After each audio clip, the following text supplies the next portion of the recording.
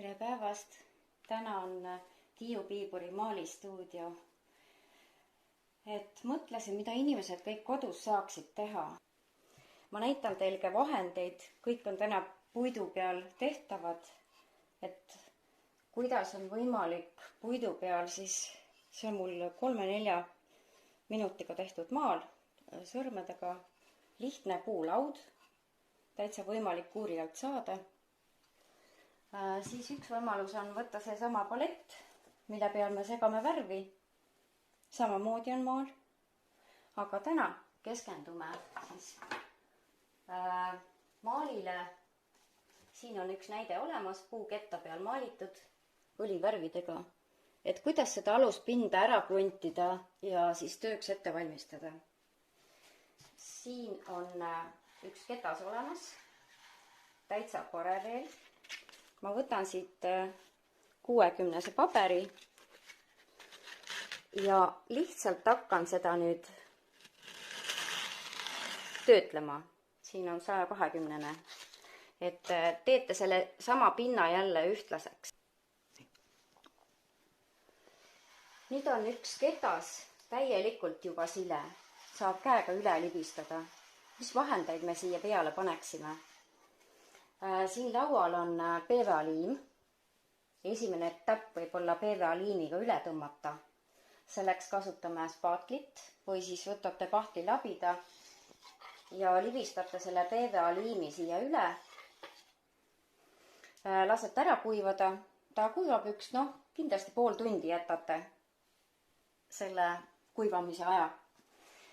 Siis, kui ta on kuiv, siis võtate, kui teil kodus on kruntvärvi, seda ei pruugi olla, võtate lihtsalt ühe värvi, mis on vesilahuse peal, miks mitte, kiirelt kuivab. Mina kasutan siin hetkel küll akrüülvärvi ja krunt. Katsetan, kuidas see pind siis välja tuli. Eelnevalt kandsin ma PVA-ga, siis lasin kuivada ja nüüd on akrüüliga tehtud ja lasin jälle kuivada 1,5 tundi. Enam-vähem sile. Puutekstuur loomulikult kumab siit välja, aga kui te tahate, et jääb rohkem seda tekstuuri näha, siis võite lihtsalt pintsliga märjalt niimoodi üle käia. See tekstuur tuleb uuesti nagu välja ja siis lasete ära kuivada. Mina juba seda tegin ja mul on kuiv. Siis saame edasi maalitehnikaga minna. Ainult 1, 2, 3, 4, 5 värvi. Kuna mina teen vett puu peale, mis on eriti huvitav ja päikesetõusu, siis värvid panin ma väikesele paberile, mida ma hakkan siin segama.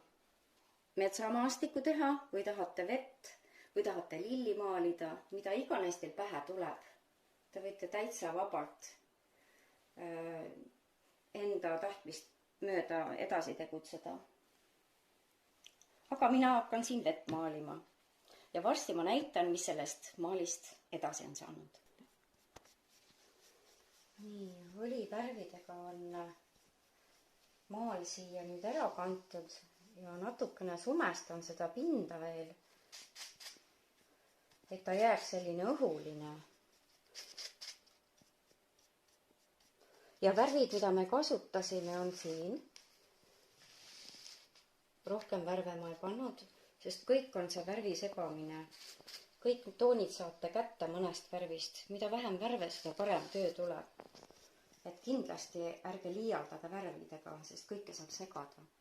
Isegi selle rohelise tooni ma sain indigo ja kollase segamisel. Nii et eraldi rohelist värvi ei ole absoluutselt siia vaja. Nii, ma lasen tal natukene kuivada ja siis võib olla veel kusagile midagi natuke teravat. Nii et täna tuli meil selline maal välja.